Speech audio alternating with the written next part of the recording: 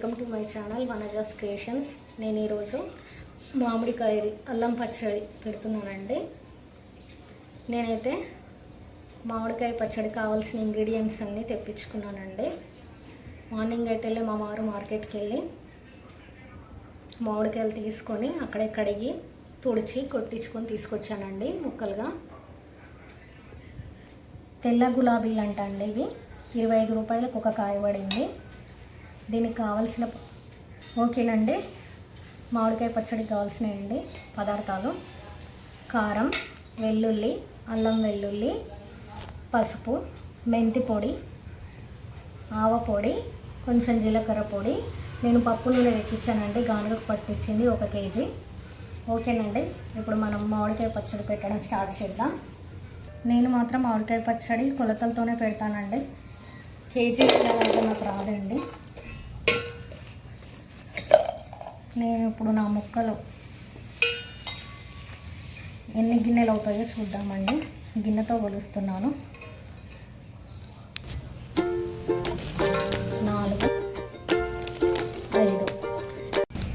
ఈ గిన్నెతో 5 గిన్నెల ముక్కలు అయ్యాయండి. ఇప్పుడు నేను ఎలా చేసుకుంటానంటే, ఈ గిన్నెలో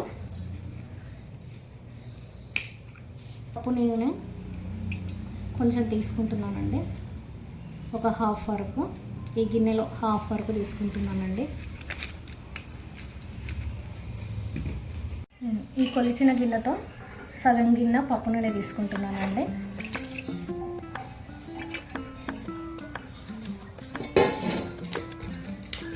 ఇప్పుడు మామిడికాయ ముక్కల్ని ఈ నూనెలో తడిపి పక్క తీసుకుంటున్నాను ఇంకో గిన్నెలోకి.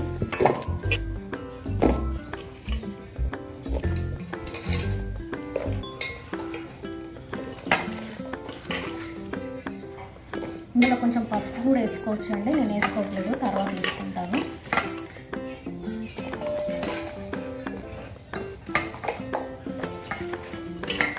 ఇట్లా ముంచి ఇలా తీసుకోవాలండి. గిన్నెతో కారం పోస్తున్నానండి. నాకు 5 గిన్నెల ముక్కలు అయ్యాయి కాబట్టి 1 గిన్నె కారం తీసుకుంటున్నాను. నిండుగా తీసుకోవట్లేదు, ఎందుకంటే నా కారం చాలా ఘాటుగా ఉంది. అందుకే 1 గిన్నె కారం, 1 స్పూన్నర పసుపు,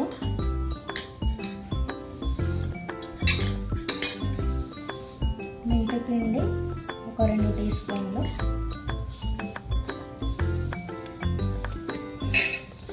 జీలకర్ర పొడి 1 టీ స్పూన్ వేసుకుంటున్నానండి.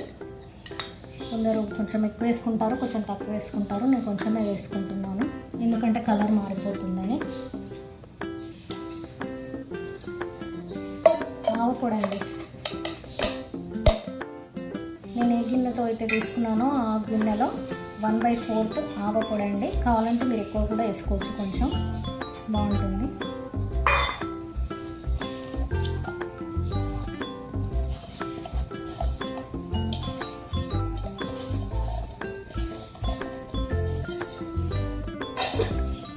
ఒక 3-4 గుప్పెళ్ళు వెల్లుల్లి రెబ్బలండి.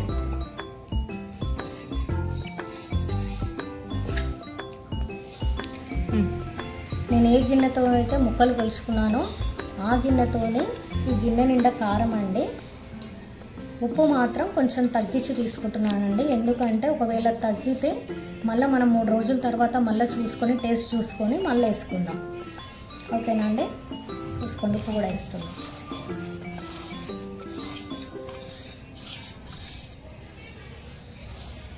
చూడండి, ఇవన్నీ ఇలా కలుపుకోవాలి కలిసేలాగా.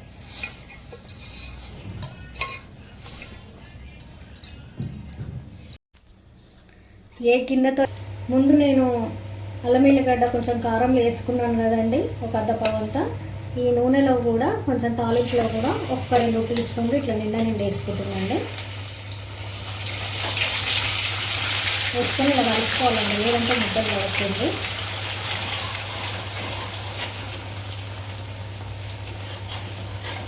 వేడి మీద వేసుకుంటే పొంగుతుంది కదా, అందుకే కొంచెం చల్లారిన తర్వాత వేసిన. అయినా చూడండి ఎలా ఉంటుందో.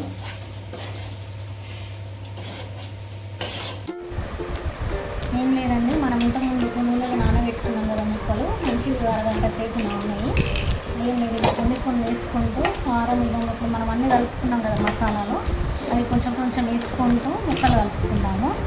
చూడండి,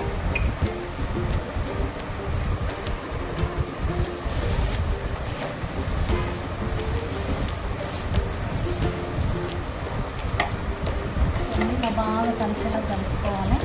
అట్లయితే కారం ఉప్పు అన్నీ బాగా పడతాయి. మనం అల్లం వెల్లుల్లి కూడా వేసుకున్నాం కదా.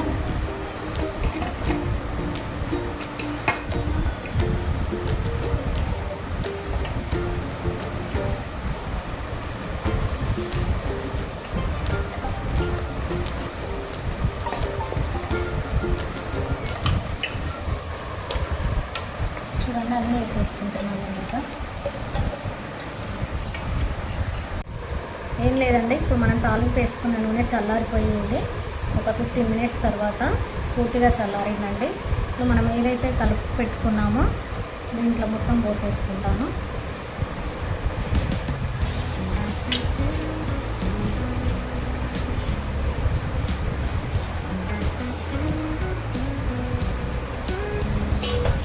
ఇదంతా అల్లం వెల్లుల్లి పేస్ట్ అండి.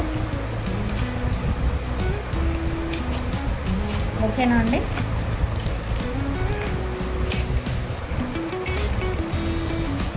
ఇలా కింది నుంచి మొత్తం వేసుకుంటూ మొత్తం కరెక్ట్గా కలుపుకోవాలండి, ముక్కకు బాగా పట్టేలాగా నూనె కూడా. ఇప్పుడు ఇలా ఉంది, కానీ రేపు చూస్తే మొత్తం నూనె సూపర్గా కనిపిస్తుందండి. నేను రేపు అయిన తర్వాత మొత్తం చేసి చూపిస్తానండి మీకు.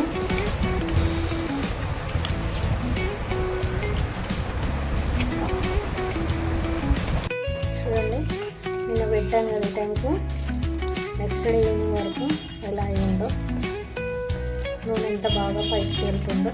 ఈ జాడీలోకి ఎత్తి పెట్టుకుంటున్నానండి.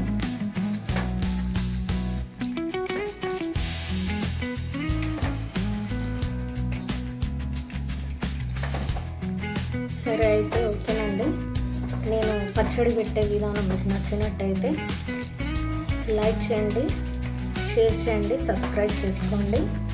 అలాగే కామెంట్ రూపంలో నేను ఎలా చేశానో ఏమైనా మెలకువలు ఉంటే నాకు చెప్పండి. ఓకేనండి, బాయ్ బాయ్. మళ్ళీ ఒక సరికొత్త వీడియోతో మీ ముందుకు వస్తాను. బాయ్ అండి.